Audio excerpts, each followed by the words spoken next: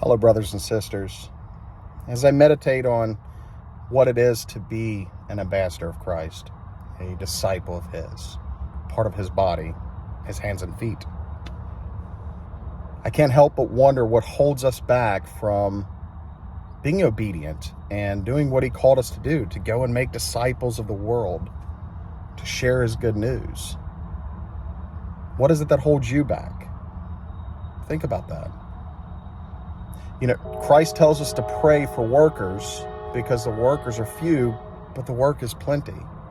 If you look up how many Christians are in the world, there's over 2.4 billion people say, I'm a Christian. That doesn't sound like a few number. That's a massive number. So that tells me that as a body, we are not doing our part. If I think into it, I would say that a lot of it's probably people saying, I don't know where God wants me to go. I don't know the path. I don't know the next step. And I say, don't despise the small things, like Zechariah tells us. Start with those humble steps. That clerk at the fuel station, your fellow employee that sits in a cubicle next to you, that friend that you haven't spoken to in 20 years that the Spirit's been laying on your heart, that you can reach out to and share the good news. If He can trust us with little, He can trust us with much. So I would say that if we do the little, the humble steps, He'll lighten the path for us so that we can see further down the road and entrust us with much bigger tasks. And I think that it becomes a little bit more clear when we're obedient in the small things. And then another one that I think is kind of a big one is, we feel unworthy sometimes. Who am I that God would use? All the bad things I've done in the past, or, if people only knew the thoughts in my head. I can tell you this, He calls us His body, and I think it's for a reason.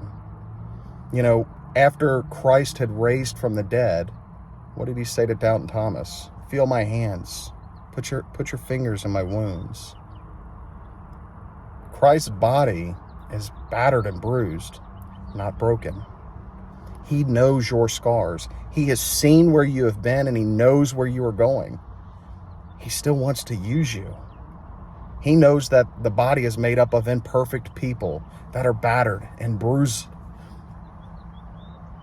Does not mean that the work that is going to be done with His hands and feet isn't made perfect. The work that we do, as long as we're operating through the Spirit and following His truth, His path that He's laid before us, it's going to be made perfect. So I challenge you, take a step out in faith. Don't be ashamed or embarrassed to bring up that conversation. We never know what that one seed that we're planting is going to bear fruit of. So take a step out. Let's be obedient together, brothers and sisters. I don't know if this is for anybody in particular, but I love you guys. God bless. And remember, do not despise the small beginnings. Have a great day.